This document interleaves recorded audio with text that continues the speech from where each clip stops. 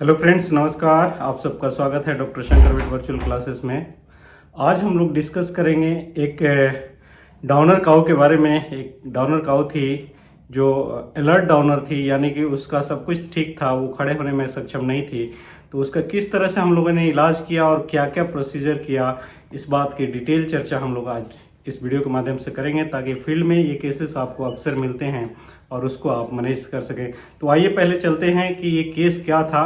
तो मैं बता दूं कि ये जो केस था, एक काऊ थी जो 1-1.5 महीने पहले काविंग जिसकी हुई थी और वो खड़े होने में सक्षम नहीं थी। उसको तमाम तरह के इलाज किए गए थे, वहाँ के लोकल वेट ने इलाज किया था, लेकिन उन लोगों ने कह दिया था कि ये काऊ अब खड़ी नहीं हो सकती है। फिर पंजाब से एक किसान ने मुझसे कंसल्ट किया, मेरा ओपिनियन पूछा और मैंने उसको अलर्ट डाउनर के लिए सस्पेक्ट किया और फिर मैंने उसको जो ट्रीटमेंट बताया उससे उसको जादुई इलाज देखने को मिला। हालांकि उसमें काफ़ी टाइम लगा था, लगभग 14 दिन के बाद ये गाय खड़ी हुई थी। 14 दिनों तक किस तरह से हमने उसको इलाज को बदलते रहे और किस तरह से अप्रोच लिया और किस तरह से पेशेंस रखें, इसकी डिटेल चर्चा इस वीडियो के माध्यम से हम लोग करेंगे। तो आइए चलिए पहले सुनते हैं कि किसान ने किस तरह से मुझे बताया और किस तरह से इसका प्रोग्रेस हुआ। उसके बाद मैं आपको डिटेल में बताऊंगा कि इसका मैंने क्या क्या इलाज किया और क्यों किया।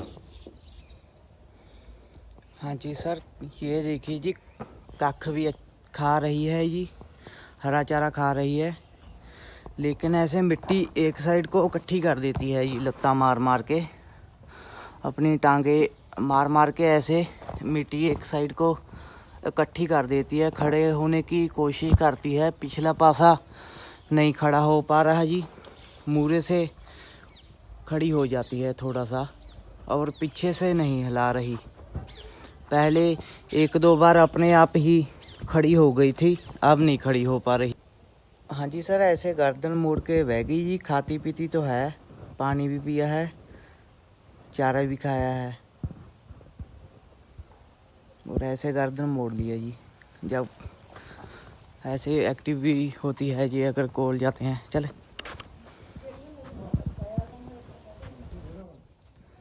हाँ जी डॉक्टर साहब, एक खड़ी करके देखी है जी होना, जिसको उठाया है जी इस ਸਕੰਜੇ के साथ, ਤੇ ਆਪਣੀਆਂ ਲੱਤਾਂ ਪਰ ਇਸਨੇ ਵਜਨ ਦੇ ਦਿਆ ਜੀ, ਪਰ ਆ ਕੰਬ ਰਹੀ ਆ, ਇਹ ਵਾਈਬ੍ਰੇਸ਼ਨ ਕਰ ਰਹੀ ਹੈ ਜੀ।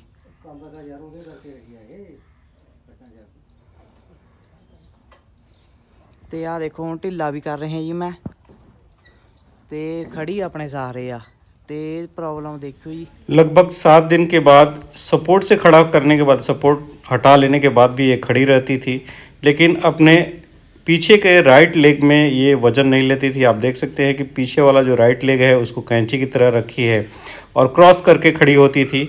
चलने में थोड़ी थोड़ी दूर चल पा रही थी, लेकिन राइट लेग पे वज़न नहीं लेती थी। तो यहाँ पे फिर थोड़ा सा हम लोगों ने ट्रीटमेंट अप्रोच अलग किया, क्योंकि यहाँ राइट लेग का हो सकता था कि मसल इंजरी हुई हो और उसको नर्व सप्लाई प्रॉपर नहीं हो। तो यहाँ पे हमने उसको थोड़ा सा स्ट्रेंथ देने वाली दवाएं दी। साथ ही साथ हमने इसको बोन को भी स्टेबलाइज करने के लिए सपोर्टिव मेडिसिन दिया था। और 14वें दिन पे गाय जो थी बिल्कुल नॉर्मल हो गई थी, अपने पैरों पे खड़ी हो गई थी और किसान भी काफ़ी खुश था। उन्होंने मुझे एक वॉइस मैसेज भी भेजा, जिसको आपको मैं सुनाना चाहूँगा। हाँ जी सर, आप जी का बहुत बहुत धन्यवाद। मैं दिल से सर आपका शुक्रिया अदा करता हूँ। मुझे सर सब डॉक्टरों ने, जो हमारे प्रैक्टिशनर होते हैं और सरकारी हॉस्पिटल में, सब ने जवाब दे दिया था भी ये गाय नहीं बच पाएगी, इसका हिप टूट गया है, जो पीछे होते हैं भी, ये नहीं बच पाएगी। सर आप जी का बहुत बहुत धन्यवाद, आपने हमारी गाय को ठीक कर दिया, तो मैं आपका शुक्रिया अदा दिल से करता हूँ। मैं आपका आसान कभी नहीं भूलूँगा। थैंक यू सर, धन्यवाद सर। और इसका मेडिसिन क्या क्या चालू रखना है, इसके लिए बता दीजिए।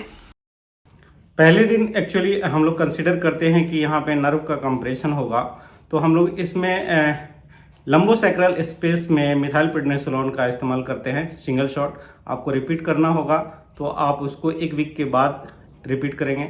दूसरे सैक्रोकॉक्सिजियल जो स्पेस होता है, जहाँ पे आप लोग एपिड्यूरल स्पेस कहते हैं, वहाँ पे हम लोग ट्राइनोसॉल एच का 1 शॉट लगाते हैं।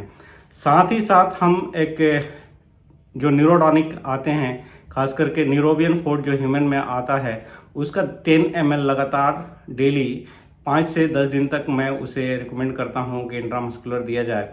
और साथ में एक एंटी इन्फ्लामेटरी के रूप में मेलॉक्सिकाम का यहाँ इस्तेमाल हम लोगों ने किया था। 3-4 दिन तक जब किसान सपोर्ट करके उसे खड़ा करता था तो कुछ दिन तक खड़ी हो जाती थी। अगर सपोर्ट सिस्टम की बात की जाए तो कई तरह के सपोर्ट सिस्टम आते हैं। आप बॉडी स्लिंग का इस्तेमाल कर सकते हैं, आप हिप स्लिंग का इस्तेमाल कर सकते हैं, आप वाटर फ्लोटेशन का इस्तेमाल कर सकते हैं। यहाँ पे किसान जो है हिप स्लिंग इस्तेमाल कर रहा था।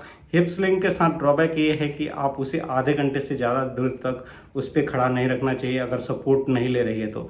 लेकिन जब हम लोगों ने ट्रीटमेंट कर दिया था तो 1-2 दिन के बाद काऊ जो थी आधे घंटे तक सपोर्ट करके वो खड़ी हो जाती थी। तो हिप स्लिंग से उसे खड़ा करता था और धीरे धीरे उसको इम्प्रूवमेंट देखने को मिलता था। एक दिन ऐसा आया 14 दिन के बाद खड़ी होने लगी, को सेटिस्फैक्ट्री अपने आप बिना किसी सपोर्ट के काऊ जो थी वो खड़ी हुई थी। तो बीच में जब किसान ने कहा कि अभी भी उतना स्ट्रेंथ नहीं है तो उसको मैनेज करने के लिए मैंने उसको मसल स्ट्रेंथ को बढ़ाने के लिए एनाबॉलिक स्टेरॉयड जो नैंड्रोलॉन आता है उसका इस्तेमाल किया था। 100 mg नैंड्रोलॉन हमने वो 1 शॉट लगाया। साथ ही साथ मैंने विटामिन डी का जो ह्यूमन में इंजेक्शन आता है उसका 30 लाख यूनिट सबक्यूटेनियस रूट से लगाया।